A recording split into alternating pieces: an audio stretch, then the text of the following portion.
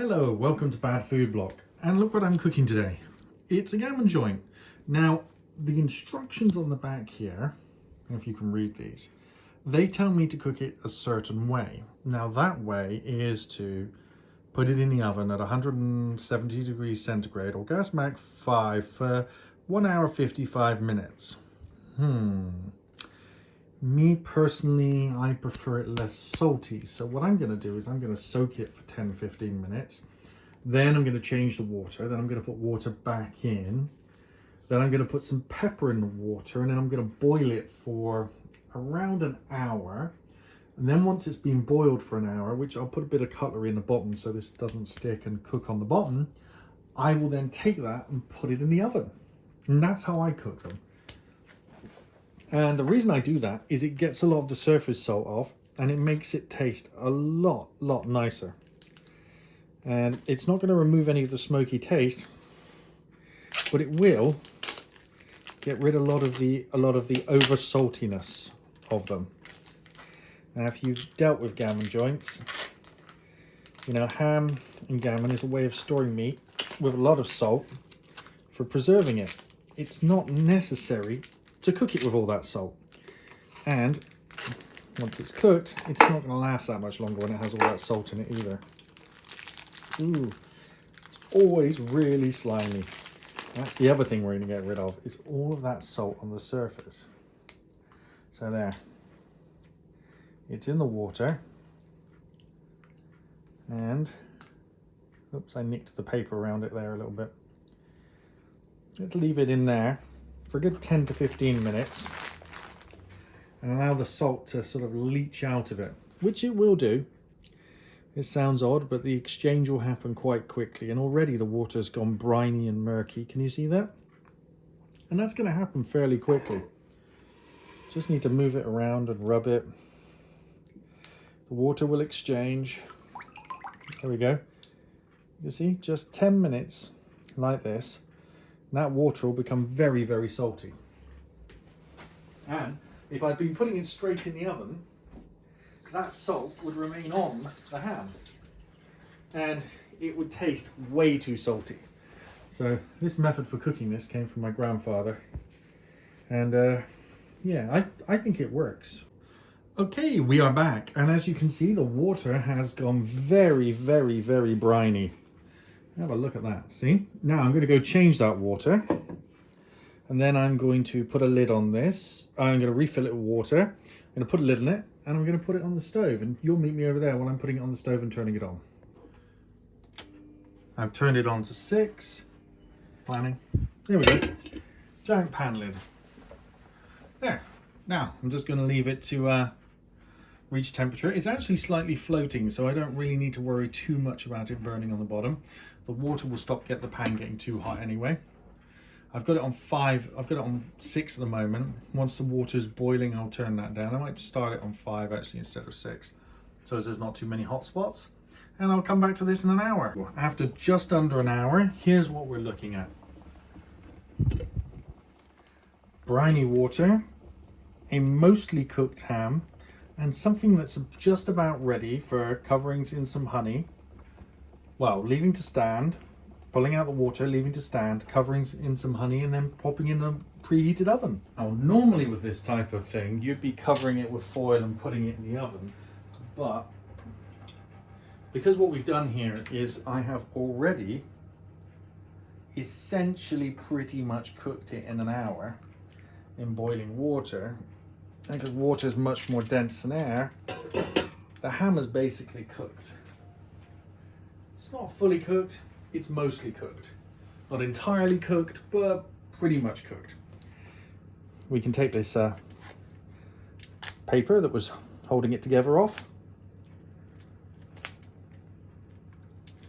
There we go. Now, just going to, it smells really smoky. I'm going to leave it to rest for just a few minutes. I want the surface to dry, so when I put the honey on it, it's going to stick to it. And then it's going to go in the oven at 160 degrees.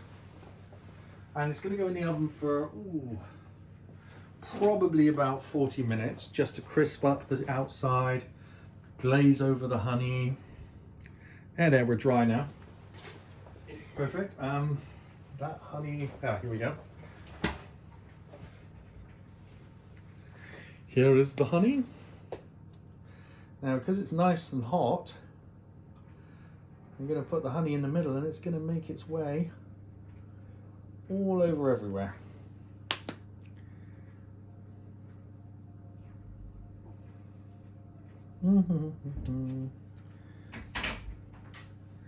There we go, there's the honey going on. Why are you putting honey on?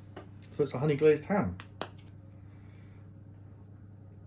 That's half of it used and we haven't even, and I've only used it once.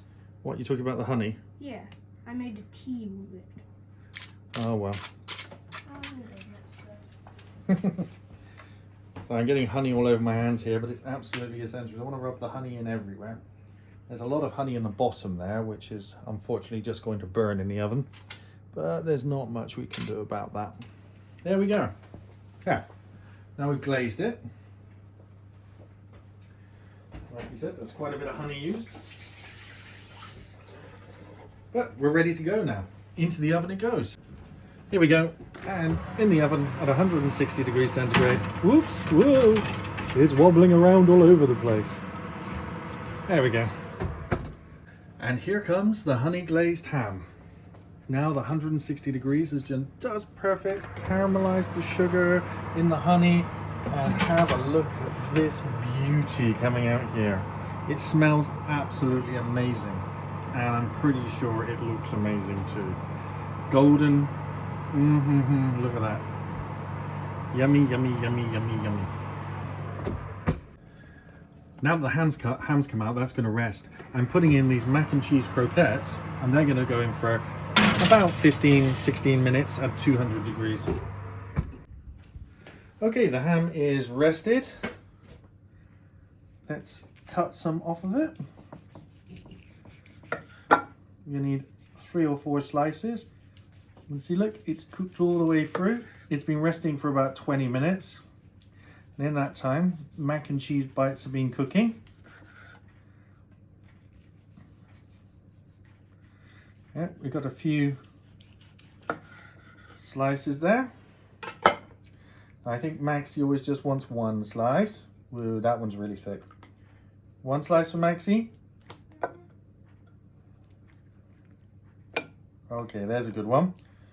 And the assistant, and me and the assistant will have the end one.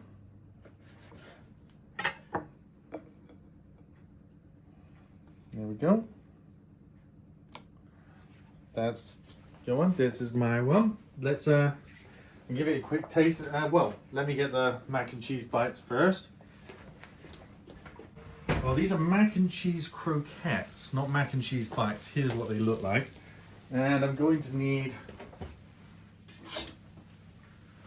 a pair of tongs to serve them because I do not want to pick them up by hand. I do not want my hands anywhere near them. So